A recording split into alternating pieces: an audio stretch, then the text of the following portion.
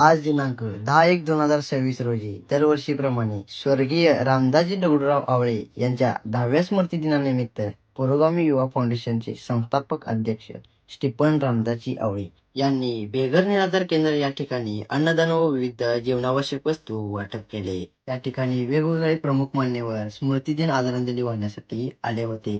खरंच भावांनो, हा उपक्रम एवढा भारी होता की माणुसकीची चळवळ हाती घेऊन लोकांना एक आदर्श निर्माण होईल. ज्यांना कोण नसतं त्या लोकांना बघणं एवढं सोपं नाही भावांनो.